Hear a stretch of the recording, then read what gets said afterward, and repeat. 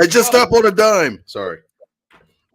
I was I was gonna try to like run past it real quick. It's so annoying. I was gonna try to really quick run past it. But we are here. Welcome back to the Check Swing Podcast, y'all, with myself and the starter show. My man Coach Santa is in the building wearing his custom made New Twist Radio t-shirt. Rather, it is what a crazy, like, let me see, what's today?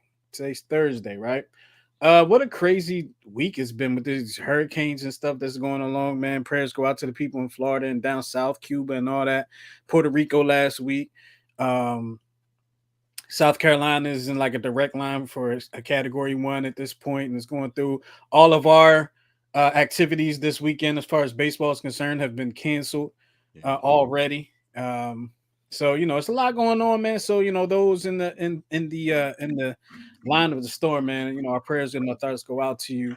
One Mike Knox, our handicapper, is in Florida, and I was texting with him earlier, and he doesn't have power right now. So, all the best to him. Hope everything works out. He said other than that, they're good.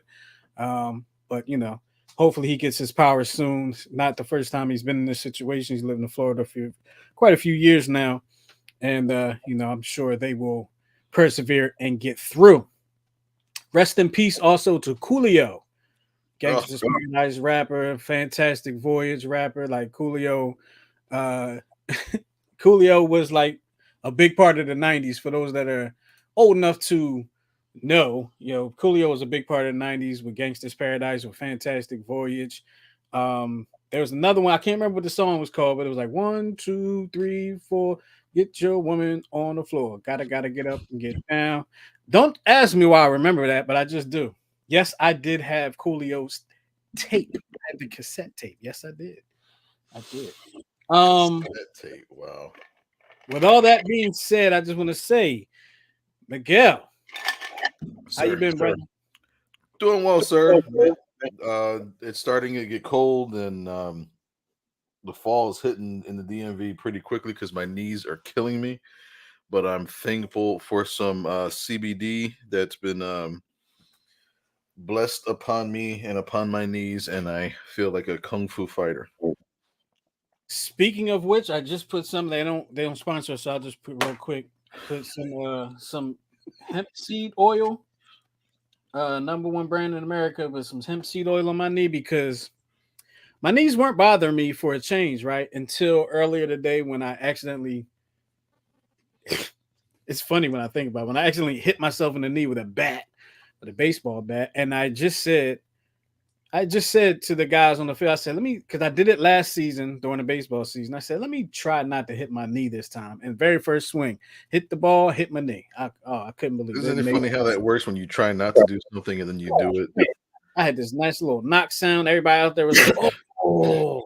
And that made it worse. It was like, okay, maybe it was as bad as it felt and sounded. And it hurt at the moment, but it didn't like kill me. Like I wasn't limping.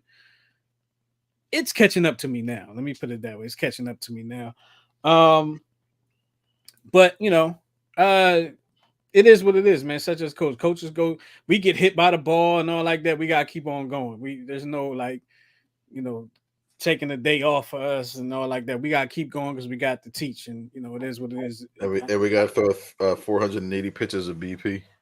Oh my god, yeah, that throwing of the BP. Like when I'm in the season, I can do it, and it only hurts for like a day. But when I just like do it, that's like our first tournament in the fall. I threw BP. What about 13 guys, about 10 pitches a piece at least, so 130 pitches within like 15, 20 minutes. Yeah. Yeah, I was hurting for like a week. You know what I found that helped, and I learned this I think from Travis at Ascent, where he does the dart. He kind of like he steps up and throws it like a dart, Oh, really? and it So helped. Yeah, I've seen something similar where it's not necessarily a dart, but I have done that just because of the pain, and I was just like, you know what, here, here. But it's like some people, you throw your arm, you bring your arm back yeah, and come around. But some people just do the here and throw right from here, right. and it kind of saves the shoulder a little bit. A little baseball tip for you coaches out there. Save on that shoulder. But there's a lot for us to talk about. There were a few things for us to talk about today. We're going to talk about Jalen Hurts. We're going to talk about Aaron Judge. We got to bring up Albert Pujols too. And then of course Brett Favre and those Phillies, man. Every time we get on the show, Coach Sanders looking more and more correct with his prediction. And I must say, I got to put this out there because I know he watches the show. My dad also had the same prediction as you. He said he doesn't think that they're going to make it, even when they were, doing really good. Really, what was it? Because last month, August, when they looked really good. Well, they were beating all the teams that they should have been beating, and now we're getting to the point where there's teams that shouldn't even be matter, and they can't even handle them. So And they can't handle it. And for the second time this season, we got swept by the Cubs. Really, the stinking Cubs. I would rather no. Let me not say that. But it's just it's annoying. And now because of the storm coming in, the Phillies weekend has been condemned. I think they have playing a double header tomorrow. yeah, they And moved. I think they moved up Aaron Mola's start or something like that. yeah, and it's crazy because I know that I forgot the manager's name that fast. I know he had set it up for Nola and Wheeler to pitch in the playoffs. Right. So, I don't know what that does for his schedule or whatever the case may be, but hopefully it works out. But they may even go to playoffs, so it probably won't even matter. We'll see. They're now tied for the last wild card spot with the Milwaukee Brewers. And I just got to, what are they doing? I don't know what they're doing. I can't talk about them right now because I'd rather talk about happy things and good things. And so that means I want to talk about Jalen Hurts and the Eagles. I want to talk about them. Jalen Hurts' name, I saw it. You probably put it in. Well, at least I know you put it in before I saw it. Jalen Hurts was named NFC Player of the Month, not of the week, of the month. So congratulations to him. It is quite an accomplishment for someone that, they said, what did they say? He's they don't know if he's even going to be the guy. So here goes some of the highlights from the game the other day. You got the Eagles. And Miguel, can I just tell you that I did not see one snap of this game last week? Oh, well, enjoy the highlights. Yeah, I mean, I really didn't see anything. I mean, the game overall was just impressive. Not just what Jalen Hurts was able to do, but I mean, they sacked Wentz like 9 times, 8 or 9 times. He was constantly on his back. There's a funny picture on social media where Jason Kelsey and Carson Wentz swapped jerseys at the end of the game, and on the back of Wentz's jersey, all you see is grass marks. It's grass on his shoulder. There's like somebody's footprint was on his back. It was hilarious. But I think the most impressive thing with Hurts is like when you look at the throws that he's making, he's hitting tight spots. He's hitting spots that he was underthrowing or overthrowing last year, and it looks like his technique is just like, just fine tuned and perfected. Um, so like, if you look at the first 3 games of the season, he's 18 for 32, 243 against the Lions, 26 for 31, 333 against the Vikings, 22 for 35, 340 against the Commodores. And he's looking good, man. He's looking good. The Eagles are flying. Yeah, I mean, look, the Eagles looking good. They first 3 games, look, they beat the Lions, who the Lions are actually looking pretty decent.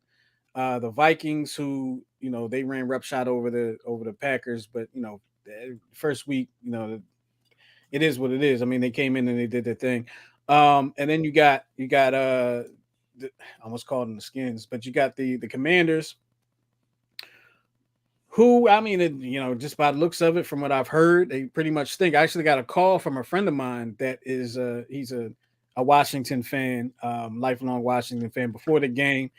And we always talk. I think I mentioned him last week. We always end up calling each other, talking to each other somehow the week of the Eagles and Washington game. And he called me around 11:30, 12 o'clock. And I think the first thing out of his mouth was like, man, y'all going to crush us. That was like the first thing out of his mouth. And I'm like, yo, nah, y'all decent. Like, people forget that y'all won the NFC East 2 years ago. Mm-hmm. He was like, yeah, at 7-9. And I was like, yeah, you're right. It was 7-9. I forgot about that. But they still won the division. And they gave the Bucks, who were the Super Bowl champions, the eventual Super Bowl champions that year, they gave them the run for their own money. Woo, we got lit up. They gave them a run for their money in the playoffs. Yeah. But one thing that concerned me, and like I said, I didn't see the game, right? So I know it was like 24-8 or something. 24-8. All their points came in the second quarter. Mm-hmm. So what's happening in the rest of this game where they couldn't put points on the board in the second half? Well, from what I saw, they were kind of, they were kind of eating the clock a lot, and I think there were some miscues that even Jalen Hurts was talking about how the offense, still needs. It's good now, but it needs to get better. Absolutely, Um, I would agree with that. yeah, Sure. so I think it's just a matter of, and you're saying that sitting at 3-0, so it's like if you're 0-3, then you're in trouble, and you're saying, but if you're 3-0, and you're saying there's still things that we need to tighten up, I think we're in a good position. Well, Jalen Hurts tends to be he's like that. What do you call it? Like he's that coaches speak guy. Like he Mhm. says all the right things. He's like the cliche respondent. You know what I mean? We look good, but we can be better, and we Right. need to be better, and all like that. I see that in him. Um, but I think it's funny how in this city, there was a lot of doubt. Like I personally, and I'm be completely honest. This is no lie. I was excited when they drafted Jalen Hurts. I'm a fan of the running quarterback. I fell in love with the Eagles during the Randall Cunningham, Buddy Ryan era. So the ultimate weapon, Randall Cunningham was the ultimate weapon, able to get out of the pocket, make some plays with his legs and even with his arm. So then you go from there, and then you had some down years, and you got Donovan, who was when he came in, he was a mobile quarterback, and then you end up getting Michael Vick, who was a mobile quarterback, and the Eagles tend to get that exciting mobile quarterback at time. Then when they drafted Jalen, I was like, oh, that's cool, that's great. We got that insurance policy, because Carson, the last couple of years has gotten hurt. But I was excited. Like even last year, I said, he's young, he's got to learn the game. He's got to learn. It's a whole different speed. He's had like 3 straight years with running different offenses, from going from Alabama to Oklahoma to Philadelphia, and two different coaches in Philadelphia. Think about that. So there is a lot that he had to go through, and it seems like now that he's got a year under his belt, and he had a summer to work out, and they put some weapons around him. You see what the results were. He became NFC Player of the Month. Now that's not to say he's not going to have his bumps in the road, or he's not going to have some of his growing pains and stuff like that. Hopefully he doesn't, but he's got to remember he's only in his third season. Only in his third season. So, you think about that. And one thing that does make me nervous, Miguel, if I can continue to be honest with you, some of the throws that he's making, Carson Wentz was making those throws in 2017. And we saw what Carson Wentz was in 2018 going forward. So that kind of makes me nervous. I don't want it to go south at some point for him, but it's in the back of my mind. And It's in and the it's back. funny. It's funny that you say. It's funny that you say that because the last Eagles player to win Player of the Month, Carson Wentz. Really? Yeah. See that? But there's something different again about there's a huge difference between Carson Wentz and Jalen Hurts. Going back to what you said about how he talks and how he speaks, you know, Jalen Hurts right off the bat takes ownership.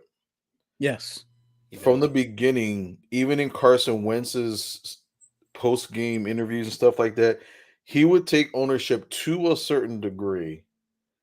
And then it would be like, well, this was a team thing. Our team has to get better. We have to get better in these spots. But even last year, Hurts is like, I got to make a better throw. That was a bad throw. That's on me. So it was like that motivation to get better as a person versus putting the onus on the entire team. And I get kind of sort of where Carson Wentz was going with that, but at the same time, he literally came up short of ownership of certain things. And plus how he their running styles are different. Every time you see Jalen Hurts running out, I don't get nervous like I used to with Michael Vick. I don't get nervous like I used to get with Carson Wentz. Where like, Michael Vick is like throwing bows to like, offensive defensive linemen, and he's using his and he's using, but he's using his throwing shoulder. We're like, bro, what the hell are you doing? Jalen Hurts. He was the guy that was like, you want to hit me? All right, come on, we're gonna hit. Right. Like, this is fun for me. Right. This is backyard football. Let's have some fun. But you see Jalen Hurts, even when he's about to get sacked, it just falls right down. Yeah.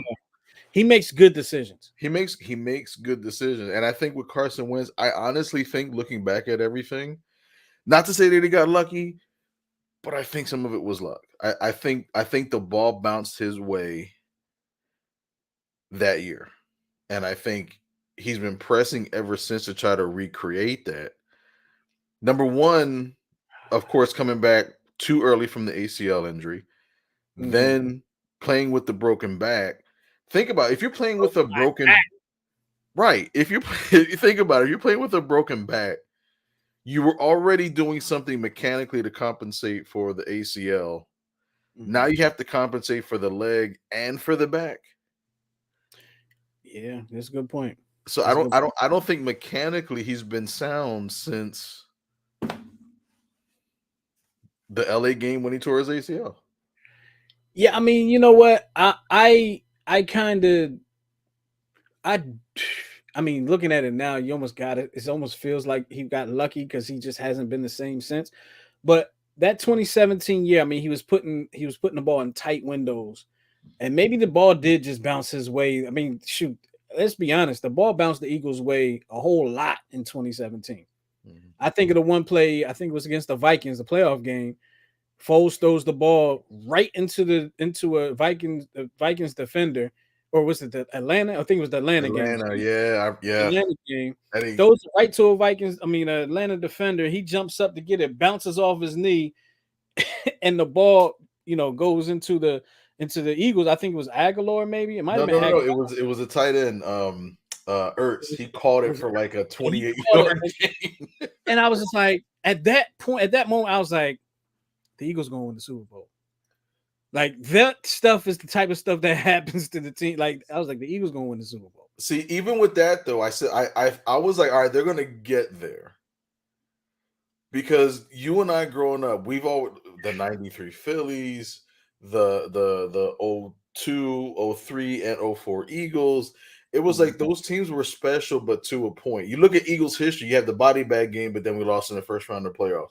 You have the battery game against the Cowboys, but then we lose to them in the playoff. So it was like we always had great games, instances of games, but championships, it was like I just had that in the back of my mind. We fell short of the chance. And yeah, you're right. I in the back of my mind as an Eagles fan, I was like, yeah, but it's a championship game. Like, we don't really win those. we don't really win those. And even in the Super Bowl, the last play, when Tom Brady throws the ball, the Hail Mary, and the ball goes up and it's incomplete and it bounced and the dude caught it after it obviously bounced and he caught it. I was just like waiting for I was waiting for a flag, or I was waiting for them to be like touchdown. Like, I was just waiting for like something to not. And you know what else?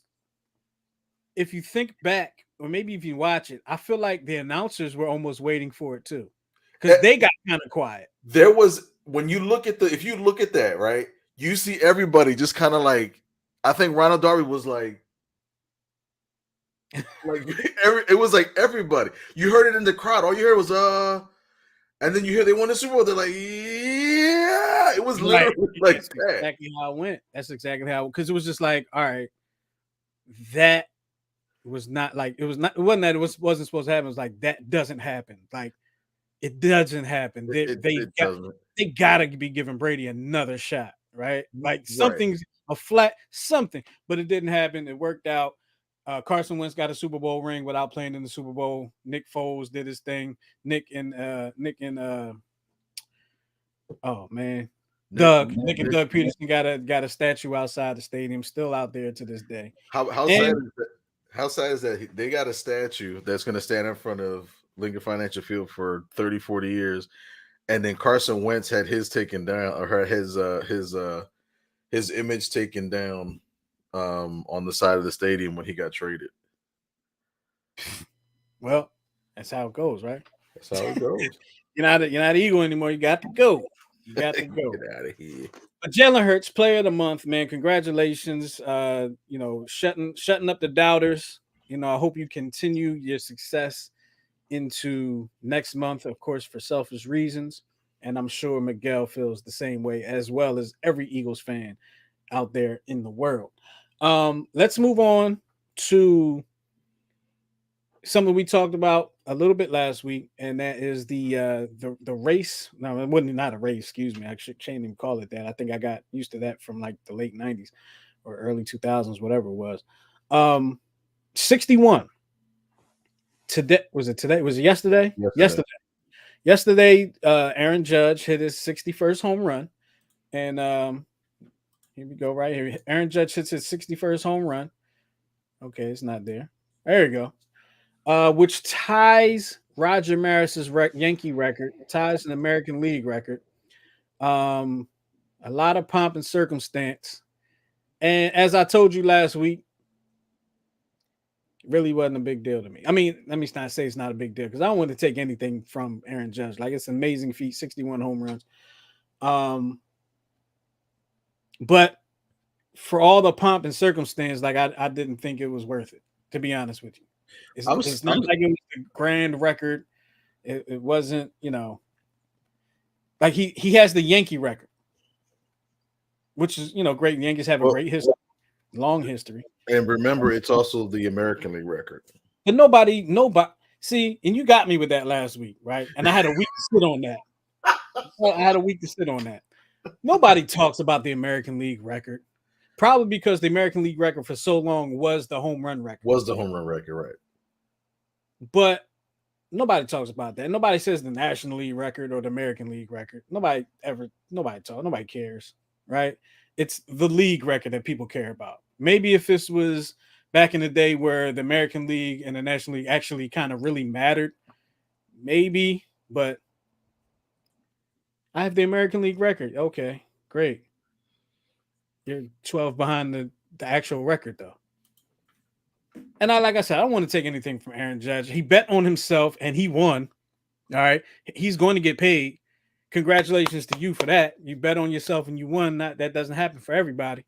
61 is an amazing number to get to. We don't see it often. Next year, get to 74.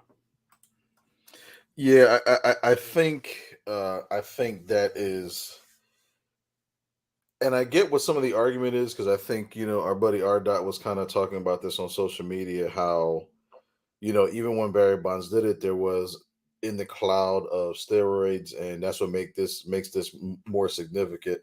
Never mind the fact that he's a staunch Yankees fan, but Yankee fandom aside, I think he does kind of have a point where it's a clean record, supposedly. Now, do you change that we know of? That we know of. Right. And that I think that's always going to be like the case with baseball now. Like which is unfortunate. And until they address, and well, I think Major League Baseball has addressed it as far as how they're going to treat the steroid era players with the induction of David Ortiz last year. Mm-hmm. So I think that's going to now. It may be just a matter of time before you see Barry Bonds.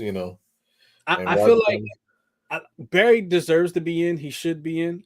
I feel like the writers are just not going to like. Didn't he just get like one vote last time? Yeah, and we talk about baseball writers all the time. They're hypocrites in their own light. the writers. Like if they're writers that played the game at that level, But it's not maybe even like play, let the Hall of Fame vote. Let let the players. people let the players vote. Not Yeah, necessarily the current players, but let the players, people that played the game vote. You're a writer. Not taking anything from you. Writing is not an easy job, but it's not playing. right. You writing, what's the equivalent of hitting a 99-mile-an-hour fastball with writing? Winning the Pulitzer, but even that's hard to do. But yeah, and writers, they tell stories. There's a narrative there. Right. You know, I And mean, he wasn't big, they were not big fans of his.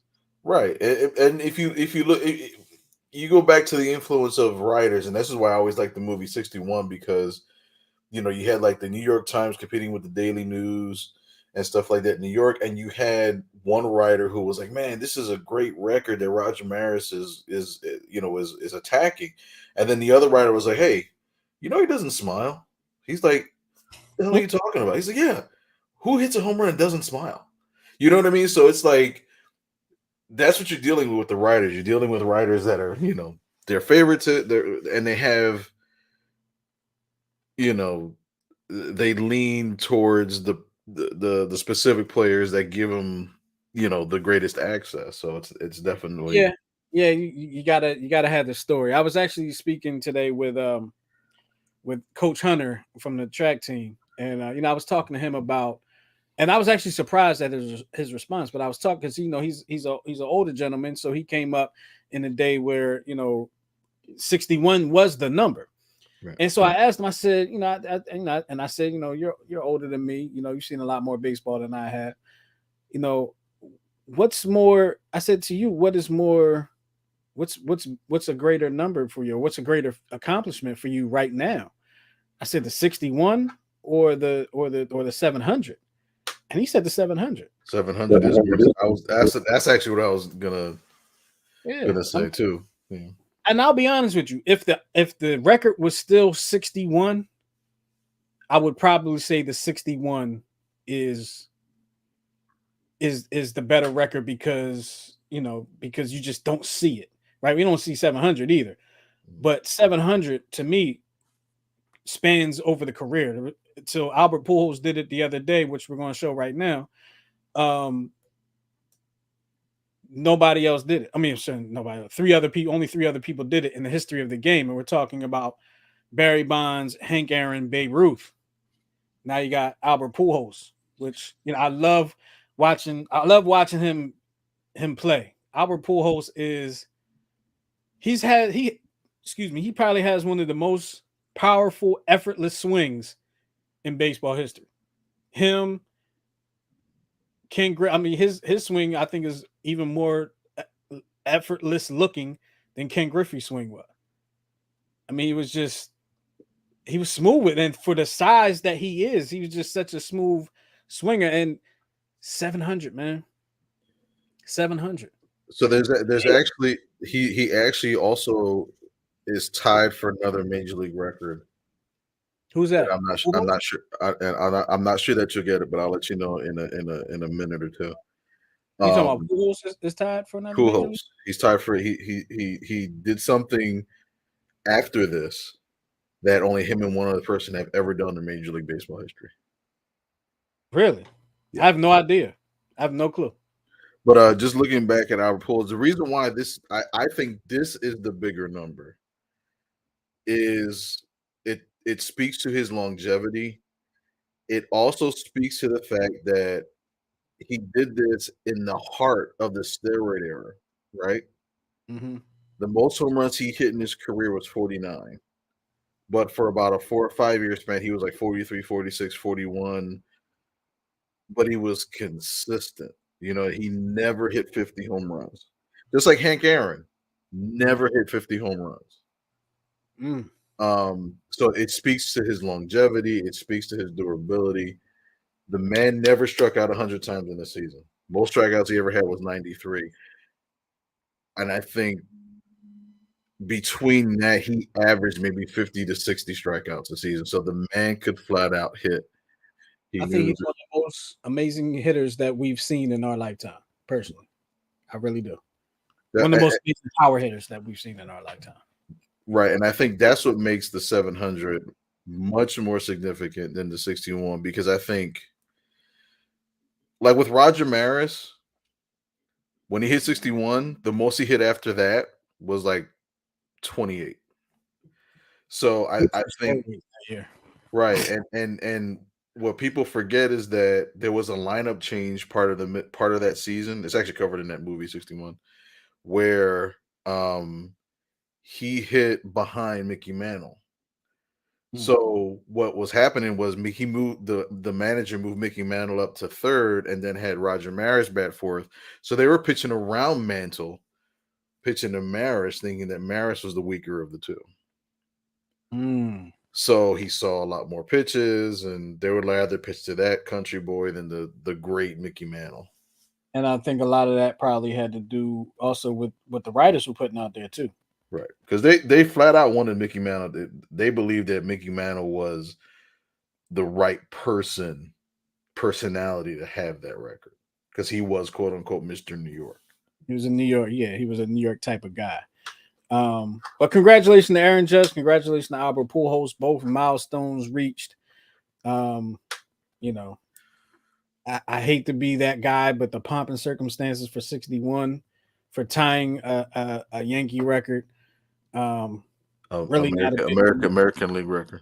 And an American League record, which no one really cares about. That annoys the hell out of you, does it? It does because first of all, I'm a National League guy, so I could care less about any records in the American League unless it's a league record, like an MLB record.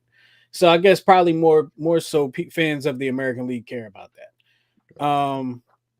What was the National League record before Barry Bonds broke the league record? I Before Mark McGuire broke the league record. And um before Mark McGuire had 70. it was like 50 something, right? I want Maybe to say it was 52 by George Foster, but don't quote me. somebody look I that was up. gonna say Ryan Howard's 58, but Ryan Howard did that after. Yeah, he did that after. Yeah. So I want to say before Mark McGuire's, I want to say it was George Foster with 52. That's amazing when you think about it. That's talks about the game of baseball itself. They play, help me out because I know I'm gonna get this number wrong. 182 games a season, 162. Uh, I mean a minute. If you do the minimums, it's what 3, 4, so 7, 10, and that wild card playing game. So that's 11 extra games they could No, potentially. no, I'm not even talking about the playoffs. Just in a season, they play. How many games does a team play in a season? 62. 162. Okay. So that's why I said I was going to get the number 182, 107. So 162 games in the season, 4 at bats in a game. And that speaks to how hard baseball is. The Yeah. record is 73 home runs. And they seeing probably over 400 at bats a season. Nobody in the history of baseball has hit 100 home runs in a season. Think about that. Mm-hmm. Think about that. It's very tough. But congratulations to those guys. Aaron Judge, I hope you go on to break the league record so you can really get the celebration you deserve from me because I know you really care about how I celebrate you. I know you do. Uh, yeah. So Oh, go ahead. I want the to know what. record. So Albert Pujols in a blowout game pitched, right? Uh-huh. So he is the second player in Major League Baseball history to hit 700 home runs and pitch in a Major League Baseball game. The And the other other one one, was Babe Babe Ruth. Ruth. Yeah. Wow. How about that? How about that? How about that? I would love to know what the Negro League record is. What the what? The Negro League record For for home runs in a season and career. so allegedly, unofficially, I think there was one statistician that was able to combine all of the stats, and allegedly Josh Gibson, they say, estimated between 78 to 82 home runs in 1 year, and he would have the record. Last alleged count was about 862. Huh. But of course, once the records or the stats were allowed, they only went by quote unquote official stats. So based on that, the most home runs he hit in the season was like 40. Okay. And it's kind of crazy because the Negro League was not the same necessarily, was not as structured as Major League Baseball is today, Right. where you would have guys playing for a couple of different teams maybe during the season. And they would So have barnstorming events. So right. barnstorming is basically like, hey, I need Satchel Paige, I need Roy Campanella, I need like five of these guys, and we're gonna go play a 5 game series in Guatemala. Mm-hmm. You Yep. know, so they would it's kind of like random I pickup wish games. we could do that today. What how cool would that be today? Yeah, wouldn't that be cool? Yo, let me get Lindor as short. Let me get Yachty behind the plate. Let me get Strom. Yeah.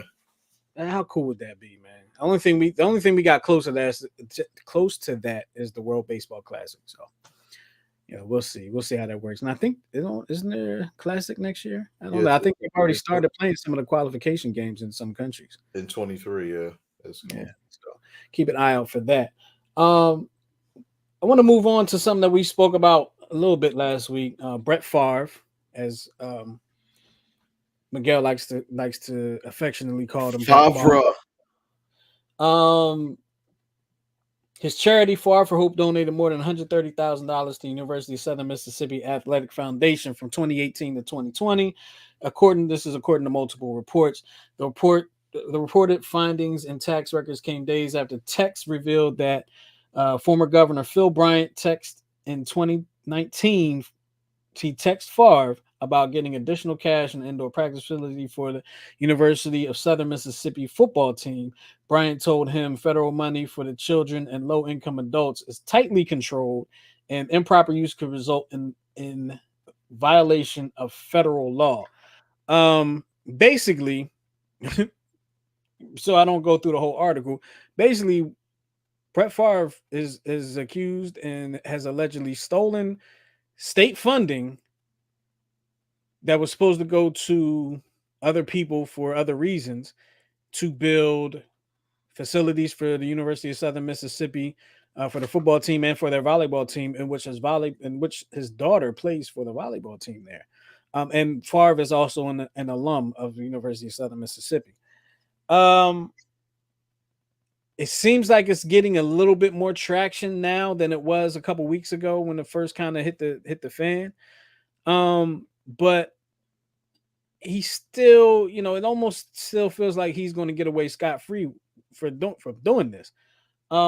Is there anything more that you had came across, Miguel, in this situation that we can give the people I mean, it's kind of speaking to some of the unpublished or the published reports over the last 5 or 10 years or so, as far as like his character. Um, because there's even a part of the article where it talks about him receiving $1 million in appearances for speaking fees that he allegedly made, but he never showed up to, which he actually gave the money back because he said, oopsie, I'm Farver making all the commercials. And but he didn't pay back the unpaid interest, so he still owes about $228,000. So I don't know if he's hurting for money or he's just hold on, just a second. He didn't pay back the unpaid interest. Is that what you yeah. said? So it says he paid the money back, but the state is still seeking 228,000 in unpaid interest. Oh, it's the English major. It's the English major in you. I'm just reading what it says in Yeah, there. the major in me was like, okay, how does that work? Let's say he got paid $2 million. He Uh, paid back $2 million, but there's interest he has to pay back too. yeah, Why? They didn't pay him interest. that part I don't. Maybe I don't expect you to answer it. I'm sorry, but maybe it it just, was. Yeah, I gotta. I'm going by what the article says. So what we'll that read. feels like to me. It feels like when you're at the casino and you win a lot of money in casino, and the government's like, yeah, we want a piece of that. For Oh what? yeah, say You didn't give me a piece of what I did what I had to put in to win it. I want $100. Why am I getting only 60? Right. You know what I mean? You didn't put in on this. You Hmm. didn't say, hey. let me take $40 out of that slot machine that you put $100 in. You didn't say that. Anyway, I'm not even going. Let me not go there because I can go on a tangent. That just never made sense to me. Lottery winning should not be touched by the government. It had nothing to do with it. You wasn't with me in the gym, They didn't guess my numbers. right? You didn't guess my number. That's why maybe I shouldn't say this on YouTube or wherever else we are. But that's why I like playing poker and games with chips because they never really. Never mind. Let's just say play the games with the chips, not necessarily the electronic games. Okay, do that. 669-275-0323. Gambling insider. 669-275-0323. You got any opinions on what we're talking about today? Hit us up. Give us a call. The number's right there at the bottom of your screen. This is the Check Swing Podcast. One thing we're going to talk about, one quick thing that I really don't want to talk about before Miguel tries to stump me. Are you stumping me today, Miguel? Always. I got you today. Oh, Hold man, on. Hold on. I need something to slam. like Nick Punto or whatever his name was. Hold on. I got to slam something. I got you today. Okay. I believe it too, because I believe it. Oh Lord, tear it up. I can't see. Tear it up. Oh, my man KOA Vibe hitting us. What up, Jack? He's laughing because I said Nick Punto. He called him Nick Punto. But I don't think we can say. Oh, whoops, my bad. Yeah, I didn't even think about it, but yeah. Whoops. Well, my bad. We say curse words in English and Spanish. Yeah, exactly. Like I said, 669-275-0323. We got to talk about the Phillies and how they are basically not going to make the playoffs, or at least they're giving us the vibrations of not making the playoffs. They got swept by the Chicago Cubs today, and the Chicago Cubs stink, and so do the Phillies, for that matter. How do you get okay? So you know what? You know when I knew the Phillies were in trouble in this Cubs series when Sister Jean came out to throw out the first pitch in that first game. I knew they were in trouble because whatever it is about Sister Jean, it works. I don't know what it works, and I don't know why, but it works. She's the modern day Billy Goat, but in reverse. I don't get it. Like she who was it? Loyola out there in Chicago. She came to and they got to the Final Four, something like close to the Final Four, something crazy like that. Yeah. And now here you go. She throws out the first pitch and they sweep the Phillies. And the Philly couldn't they wait till like the last series of the season to do that? And she's 103 years old, man. Shout out to her. Shout out to Sister Jean. But anyway, Phillies have a $500 million roster, probably higher than that. I don't know. And they scored what? 3 runs in this series, 4 runs in the series, maybe 5. 3 runs in the series against the Cubs. One a terrible team that's not even close to making the playoffs. They got 11 hits yesterday. They got 11 hits yesterday and it scored how many runs? 2. Yeah, you're right. It was 2. Like I said, I don't want to talk about this team. I really don't. I'd rather talk about how I was a big fan of the Braves in the 90s than talk about the team right now. And how you guessed Ron Gant last week. And I guessed Ron Gant last week on the first try. Should we just go with the positives? Okay. That should be quick. The Phillies have won one more game this year than they did last year. Thank you. Maybe that was their goal. Maybe that's why they're losing. Maybe they set their goal and they're like, forget it. But you have supposedly the best catcher in the game. And the catcher position stinks right now, but you just got the best catcher in the game right now. You got one of the highest players in the game in Bryce Harper, 2-time MVP. 2 or 3? 2, twice Harper. You got see my all right, here we go. We got my man Jack said NL East belongs to the Braves. I'm be real with you. Braves get in the playoffs and the Phillies don't. I'm rooting for the Braves the whole way through. Well, I'm at least serious. Get beyond somehow. I'm probably gonna root for the Dodgers, but this isn't 1990. If the Dodgers get knocked out, I'm rooting for the Braves. And he says back to back. Nah, I'm not rooting for that, but I'm just rooting for the Braves to beat the Dodgers. I mean, the Braves to beat the Mets at some point if they I'm face each. rooting. I'm rooting for any team to beat the Mets. Yeah, I want the Mets to implode. Um, okay, so is there any more good things to mention about the Phillies? Um, they wear red jerseys on day games. Yeah, that's weird too. It's like spring training. They played like spring training I like today those too. red jerseys. I want the Phillies to go back to the '80s jerseys. With That's the what I power want. blue or the Both. I want them to go with back to the burgundy. I want them to wear their oh the burgundy batting practice jerseys. they wear them once in a while. They do wear them in the powder blues once in a while. Well, the powder blues is every Thursday home game, but I want them. I want them to wear I want them to wear red, not the Saturday night specials with the red pants because they look like freaking. They look like grapes. But it's funny though that you say that because I know that you were not a big fan of the same color. Not the all. Yeah, not the all red. That is just ridiculous to me. Okay, so with the red tops and the what? I'd go. I'd even go blue The bottom, maroon tops and the what? red tops, and I'd go just white pants with the red down the side, or I'd go the blues and just have a red top. Okay. I'll make some of those. I'll make the jerseys that I'm thinking of in MLB when we play Diamond Dynasty, and I'll show you what I mean.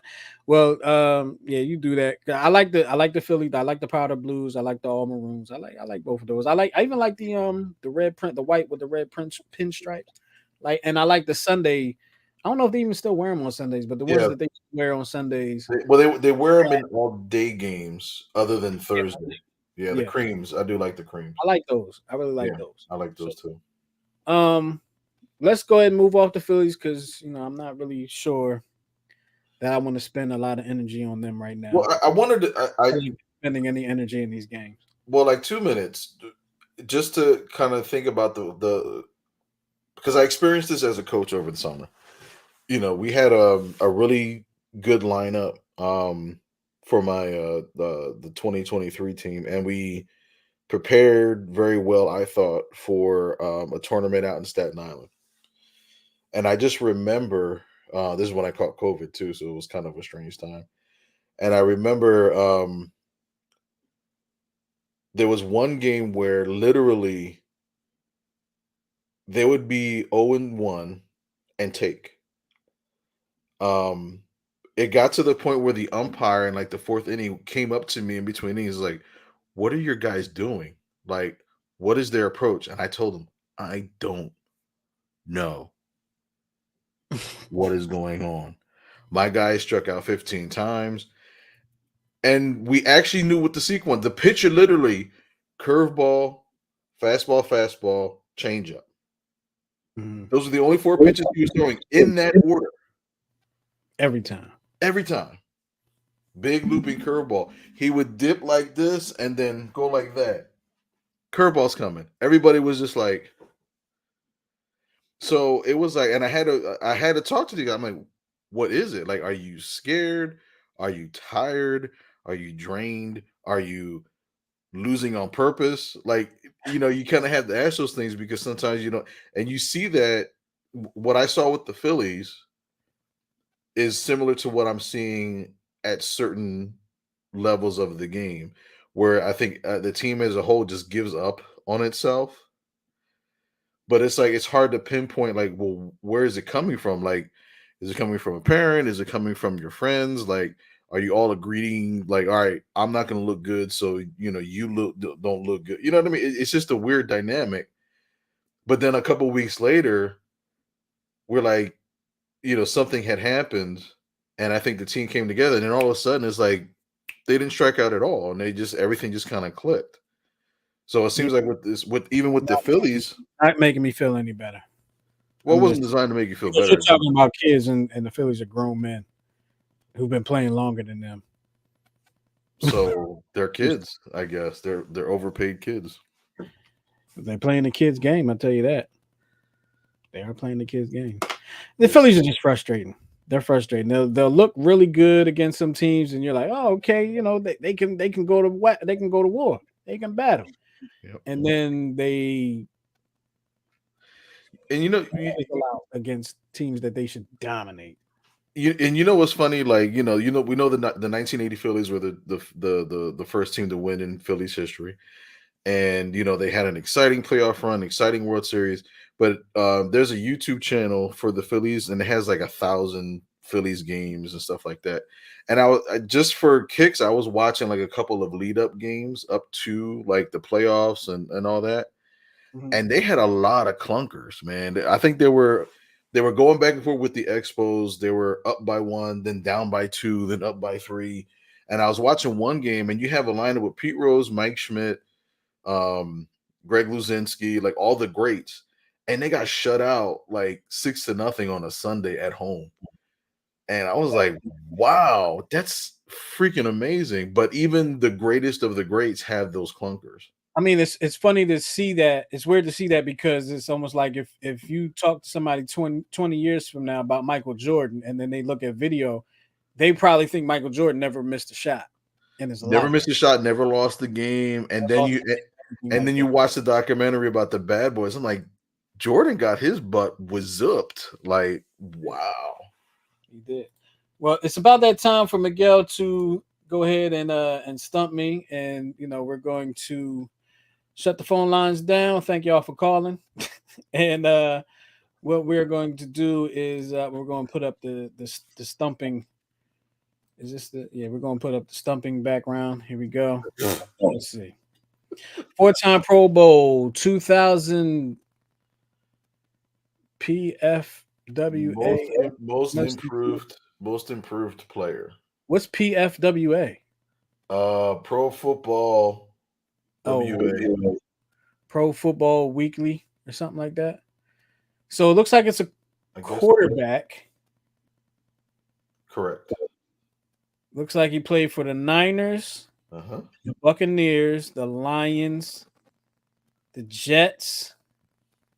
No, I'm sorry, the Lion. I'm sorry, the Niners, the Browns, the Niners, the Browns, the Lions, the Jets.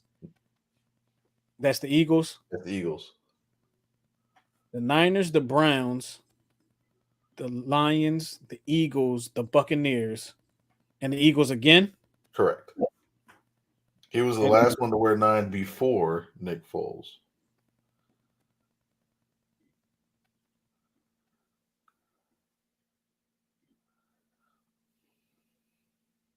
uh 2000 most improved player. Ty Detmer? Incorrect. Is it a Detmer? No, nobody in the Detmer or Manning family. The Niners, the Browns, the Lions. I'm trying to think of who the Lions quarterback was in the night. I can't think of his name. Like when Barry Sanders was, I can't think of his name. But I don't think that's the guy because I don't think he ever played for the Eagles. And I keep wanting to say Brunell. It's not Brunell. I'm trying to think of his name. Scott Mitchell. No. Was that the quarterback? Was that the quarterback? For the Lions, yeah. He was there the later part of Sanders' career.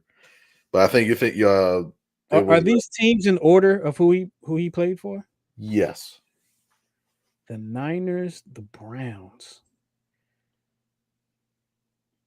No, Testaverde. No, Testaverde played for the Jets, He played for Buccaneers too. but he didn't play for the Eagles. Correct. Oh man, let me see.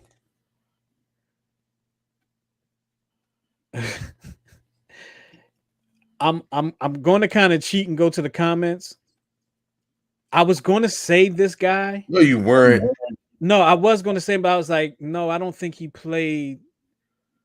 But he's right. Yep. He's absolutely right. It's Jeff Garcia.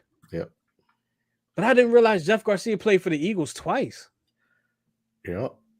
He played. I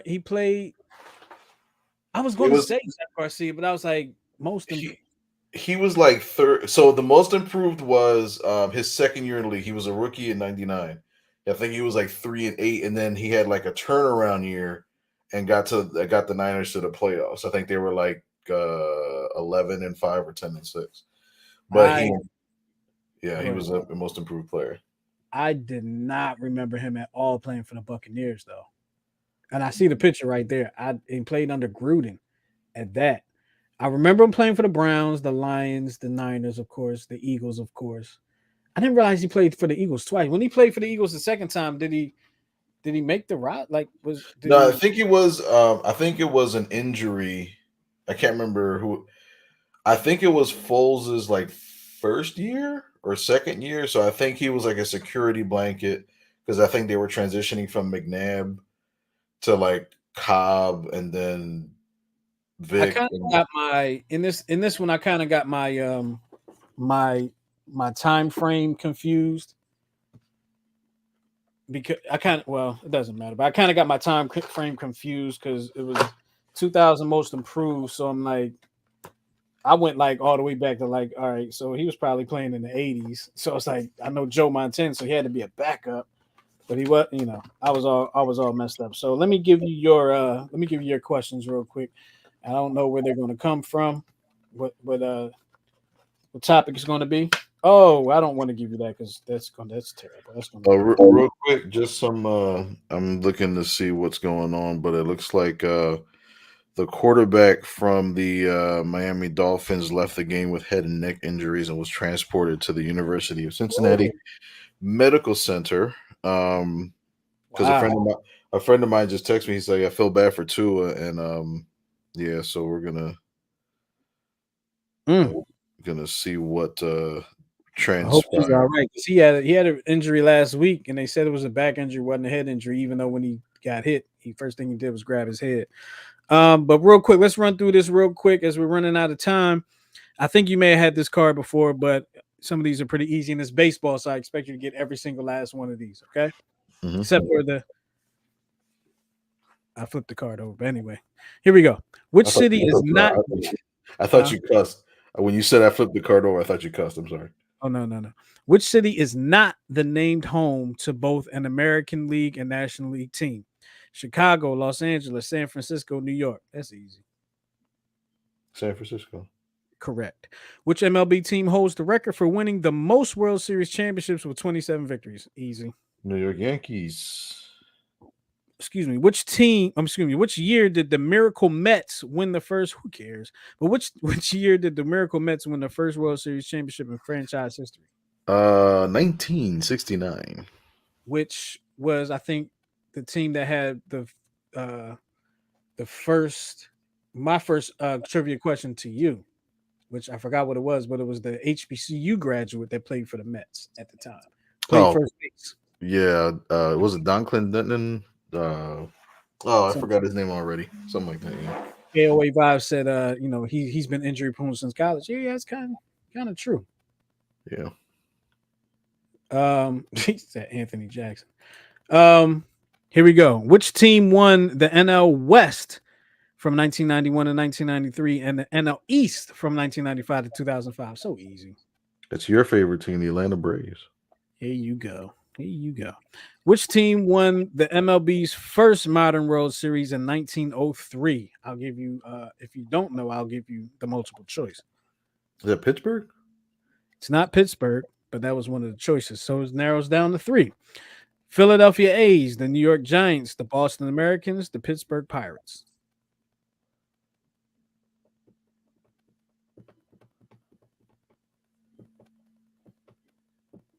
Would it be the Boston Americans? Boston Americans is correct. Last question. Which player threw the third no hitter of his career on September 1st, 2019, against the Toronto Blue Jays? Was it Jake Arrieta, Max Scherzer, Clayton Kershaw, or Justin Verlander? Kershaw? That is incorrect. The correct answer is Justin I Verlander. was gonna say Verlander too because I think he had a couple. Yeah. There you go. Well, at least I got to stump you a little bit today. Yes. Any last words before we get out of here, Coach? Prayers to my homeland of Puerto Rico, Cuba, um, friends and family in Florida. Prayers. Stay safe. and maybe hopefully by next show we can kind of gather some ways of providing donation and relief to Good those idea. parties. Great idea. Good idea.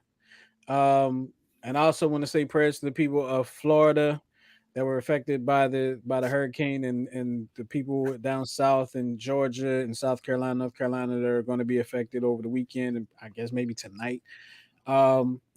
Hunker down, stay safe, do what you got to do to survive, and help some people out. Be nice to people. All right. With all that being said, we're going to get up out of here for the Check Swing podcast. We'll check y'all next week right here on New Twist Radio. Make sure you subscribe to our YouTube channel. That's youtube.com/New Twist Radio.